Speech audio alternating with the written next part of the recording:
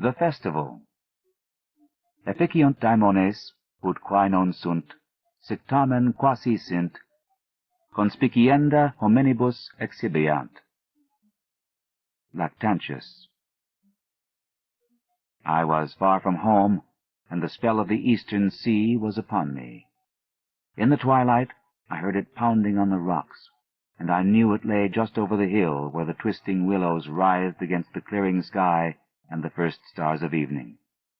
And because my fathers had called me to the old town beyond, I pushed on through the shallow, new-fallen snow along the road that soared lonely up to where Aldebaran twinkled among the trees, on toward the very ancient town I had never seen but often dreamed of.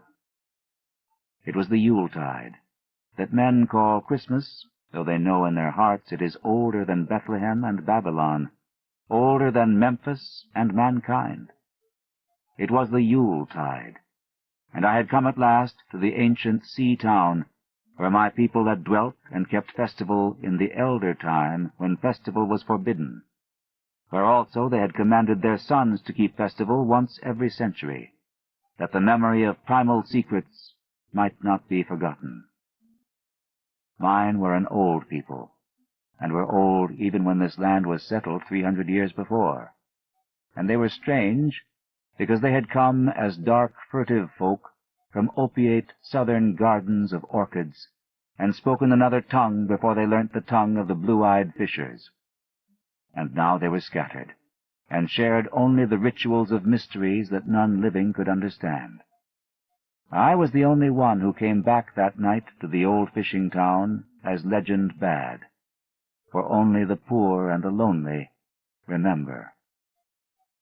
Then beyond the hill's crest I saw Kingsport, outspread frostily in the gloaming, snowy Kingsport, with its ancient vanes and steeples, ridge-poles and chimney-pots, wharves and small bridges, willow trees and graveyards, endless labyrinths of steep, narrow, crooked streets, and dizzy church-crowned central peak that time durst not touch.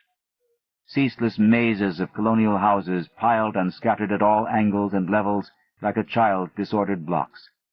Antiquity hovering on grey wings over winter-whitened gables and gambrel roofs. Fanlights and small-paned windows, one by one, gleaming out in the cold dusk to join Orion and the archaic stars. And against the rotting wharves the sea pounded, the secretive, immemorial sea out of which the people had come in the elder time. Beside the road at its crest a still higher summit rose, bleak and windswept, and I saw that it was a burying ground where black gravestones stuck ghoulishly through the snow like the decayed fingernails of a gigantic corpse. The printless road was very lonely, and sometimes I thought I heard a distant, horrible creaking as of a gibbet in the wind. They had hanged 4 kinsmen of mine for witchcraft in 1692, but I did not know just where. As the road wound down the seaward slope, I listened for the merry sounds of a village at evening, but did not hear them. Then I thought of the season, and felt that these old Puritan folk might well have Christmas customs strange to me, and full of silent hearthside prayer. So after that I did not listen for merriment or look for wayfarers, but kept on down past the hushed, lighted farmhouses and shadowy stone walls to where the signs of ancient shops and sea taverns creaked in the salt breeze, and the grotesque knockers of pillared doorways glistened along deserted, unpaved lanes in the light of little curtained windows. I had seen maps of the town, and knew where to find the home of my people. It was told that I should be known and welcomed, for village legend lives long. So I hastened through Back Street to Circle Court, and across the fresh snow on the one full flagstone pavement in the town to where Green Lane leads off behind the market house. The old maps still held good, and I had no trouble, though at Arkham they must have lied when they said the trolleys ran to this place, since I saw not a wire overhead. Snow would have hid the rails in any case. I was glad I had chosen to walk, for the white village had seemed very beautiful from the hill, And now I was eager to knock at the door of my people, the seventh house on the left in Green Lane, with an ancient peaked roof and jutting second story, all built before 1650. There were lights inside the house when I came upon it, and I saw from the diamond window panes that it must have been kept very close to its antique state. The upper part overhung the narrow, grass-grown street, and nearly met the overhanging part of the house opposite, so that I was almost in a tunnel, with the low stone doorstep wholly free from snow. There was no sidewalk, but many houses had high doors reached by double flights of steps with iron railings. It was an odd scene, and because I was strange to New England, I had never known its like before. Though it pleased me, I would have relished it better if there had been footprints in the snow, and people in the streets, and a few windows without drawn curtains. When I sounded the archaic iron knocker, I was half afraid. Some fear had been gathering in me, perhaps because of the strangeness of my heritage, and the bleakness of the evening, and the queerness of the silence in that aged town of curious customs. And when my knock was answered, I was fully afraid, because I had not heard any footsteps before the door creaked open. But I was not afraid long, for the gowned, slippered old man in the doorway had a bland face that reassured me, and though he made signs that he was dumb, he wrote a quaint and ancient welcome with the stylus and wax tablet he carried. He beckoned me into a low, candle-lit room with massive exposed rafters and dark, stiff, sparse furniture of the 17th century. The past was vivid there, for not an attribute was missing. There was a cavernous fireplace and a spinning-wheel at which a bent old woman in loose wrapper and deep poke-bonnet sat back toward me, silently spinning despite the festive season. An indefinite dampness seemed upon the place, and I marveled that no fire should be blazing. The high-backed settle faced the row of curtained windows at the left, and seemed to be occupied, though I was not sure. I did not like everything about what I saw, and felt again the fear I had had. This fear grew stronger from what had before lessened it, for the more I looked at the old man's bland face, the more its very blandness terrified me. The eyes never moved, and the skin was too like wax. Finally, I was sure it was not a face at all, but a fiendishly cunning mask. But the flabby hands, curiously gloved, wrote genially on the tablet, and told me I must wait a while before I could be led to the place of festival.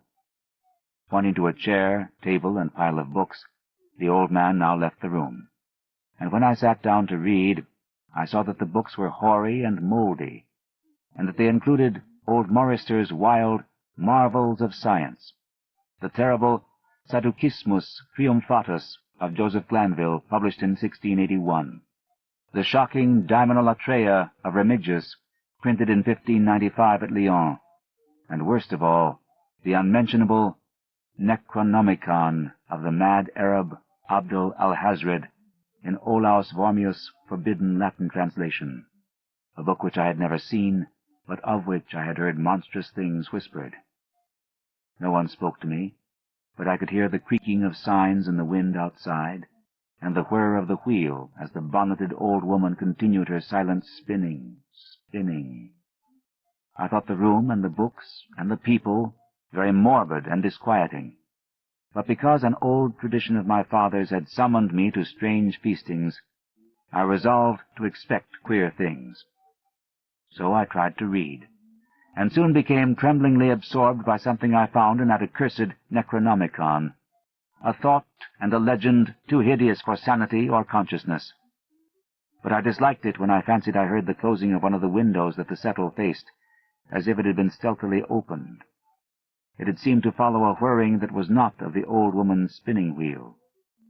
This was not much, though, for the old woman was spinning very hard, and the aged clock had been striking.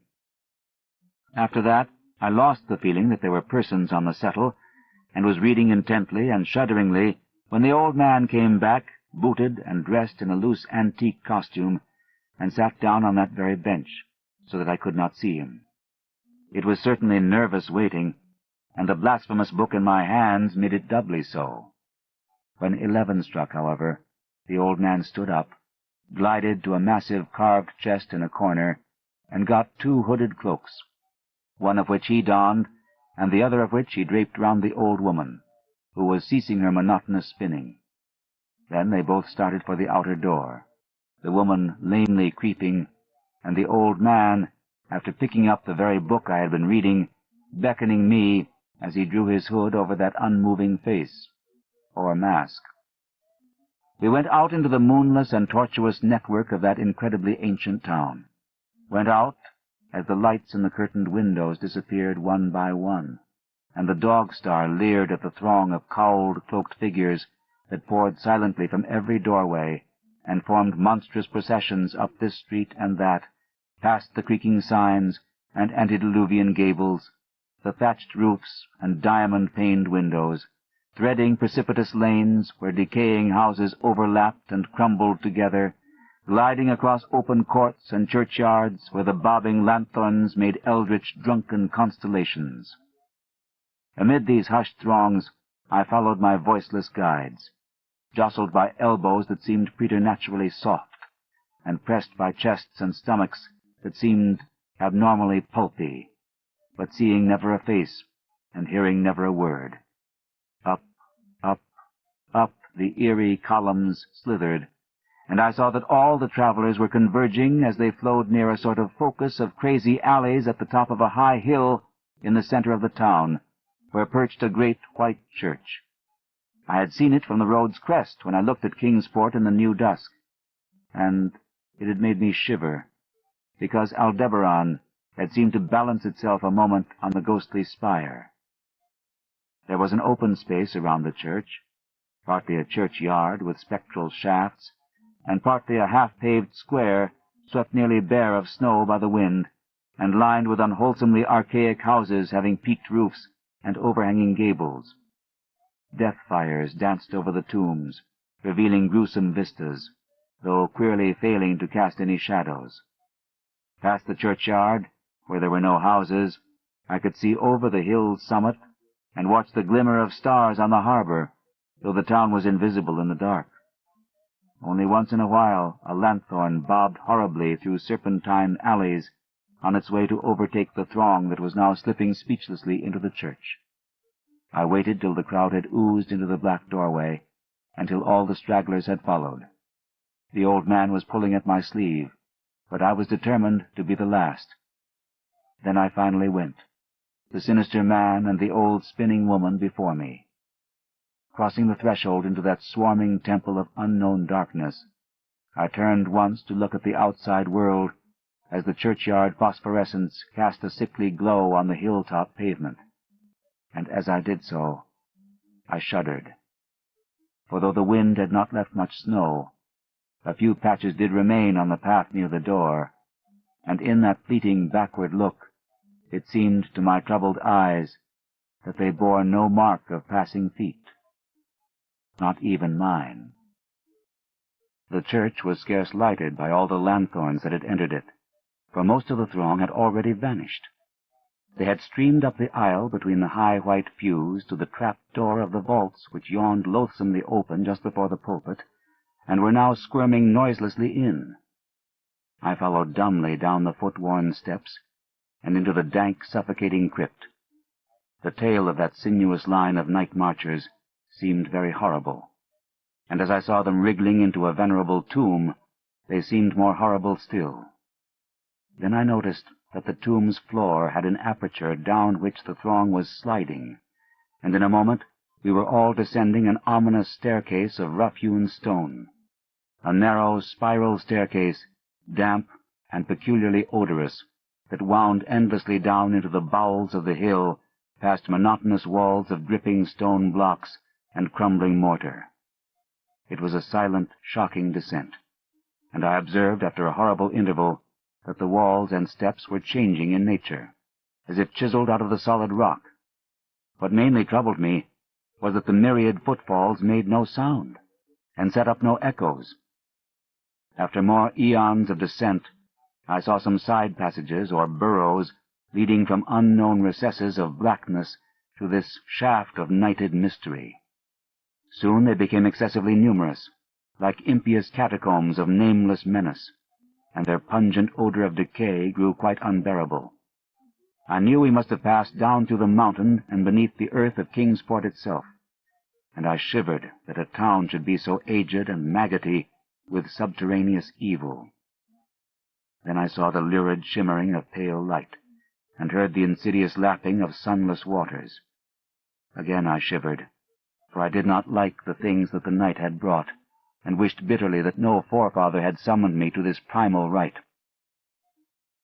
As the steps and the passage grew broader, I heard another sound, the thin, whining mockery of a feeble flute, and suddenly there spread out before me the boundless vista of an inner world, a vast fungus shore litten by a belching column of sick greenish flame, and washed by a wide, oily river that flowed from abysses frightful and unsuspected to join the blackest gulfs of immemorial ocean. Fainting and gasping, I looked at that unhallowed Erebus of Titan toadstools, leprous fire, and slimy water, and saw the cloaked throngs forming a semicircle around the blazing pillar. It was the Yule rite, older than man, and fated to survive him, the primal rite of the solstice and of spring's promise beyond the snows, the rite of fire and evergreen, light and music. And in the Stygian grotto I saw them do the rite, and adore the sick pillar of flame, and throw into the water handfuls gouged out of the viscous vegetation which glittered green in the chlorotic glare. I saw this, and I saw something amorphously squatted far away from the light, piping noisomely on a flute. And as the thing piped, I thought I heard noxious muffled flutterings in the fetid darkness where I could not see.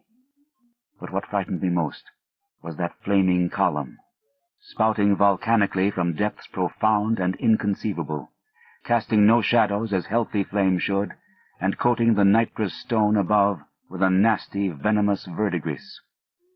For in all that seething combustion no warmth lay, but only the clamminess of death and corruption. The man who had brought me now squirmed to a point directly beside the hideous flame, and made stiff ceremonial motions to the semicircle he faced. At certain stages of the ritual they did groveling obeisance, especially when he held above his head that abhorrent Necronomicon he had taken with him. And I shared all the obeisances, because I had been summoned to this festival by the writings of my forefathers. Then the old man made a signal to the half-seen flute-player in the darkness, which player thereupon changed its feeble drone to a scarce louder drone in another key, precipitating as it did so a horror unthinkable and unexpected. At this horror I sank nearly to the lichened earth, transfixed with a dread not of this nor any world, but only of the mad spaces between the stars. Out of the unimaginable blackness beyond the gangrenous glare of that cold flame, out of the Tartarian leagues through which that oily river rolled uncanny, unheard, and unsuspected, there flopped rhythmically a horde of tame, trained, hybrid, winged things that no sound eye could ever wholly grasp, or sound brain ever wholly remember. They were not altogether crows, nor moles, nor buzzards, nor ants, nor vampire bats, nor decomposed human beings, but something I cannot and must not recall. They flopped limply along, half with their webbed feet and half with their membranous wings, and as they reached the throng of celebrants, the cowled figures seized and mounted them, and rode off one by one along the reaches of that unlighted river into pits and galleries of panic, where poisoned springs feed frightful and undiscoverable cataracts. The old spinning woman had gone with the throng, and the old man remained only because I had refused when he motioned me to seize an animal and ride like the rest. I saw when I staggered to my feet that the amorphous flute-player had rolled out of sight, but that two of the beasts were patiently standing by. As I hung back, the old man produced his stylus and tablet, and wrote that he was the true deputy of my fathers who had founded the Yule worship in this ancient place, and that it had been decreed I should come back, and that the most secret mysteries were yet to be performed. He wrote this in a very ancient hand, and when I still hesitated, he pulled from his loose robe a seal ring and a watch, both with my family arms, to prove that he was what he said. But it was a hideous proof, because I knew from old papers that that watch had been buried with my great-great-great-great-grandfather in 1698. Presently, the old man drew back his hood and pointed to the family resemblance in his face, but I only shuddered, because I was sure that the face was merely a devilish waxen mask. The flopping animals were now scratching restlessly at the lichens, and I saw that the old man was nearly as restless himself. When one of the things began to waddle and edge away, he turned quickly to stop it, so that the suddenness of his motion dislodged the waxen mask from what should have been his head. And then, because that nightmare's position barred me from the stone staircase down which we had come, I flung myself into the oily underground river that bubbled somewhere to the caves of the sea, flung myself into that putrescent juice of earth's inner horrors before the madness of my screams could bring down upon me all the charnel legions these pest gulfs might conceal. At the hospital, they told me I had been found half frozen in Kingsport harbor at dawn, clinging to the drifting spar that accident sent to save me.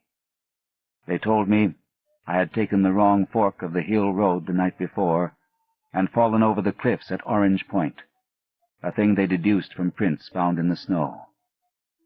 There was nothing I could say, because everything was wrong.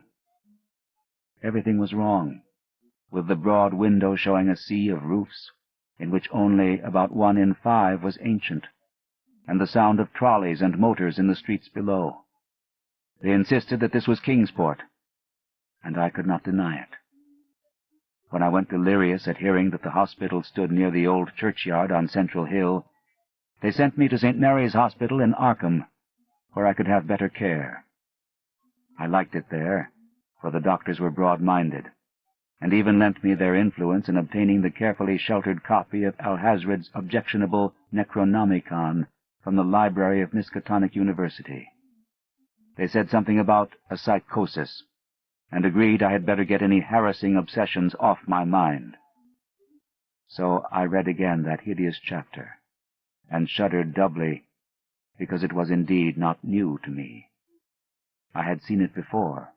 Let footprints tell what they might, and where it was I had seen it were best forgotten. There was no one, in waking hours, who could remind me of it, but my dreams are filled with terror, because of phrases I dare not quote. I dare quote only one paragraph, put into such English as I can make from the awkward Low Latin. "The nethermost caverns," wrote the mad Arab, "are not for the fathoming of eyes that see, for their marvels are strange and terrific. Cursed the ground where dead thoughts live new and oddly bodied, and evil the mind that is held by no head. Wisely did Ibn Shakabau say, that happy is the tomb where no wizard hath lain, and happy the town at night whose wizards are all ashes.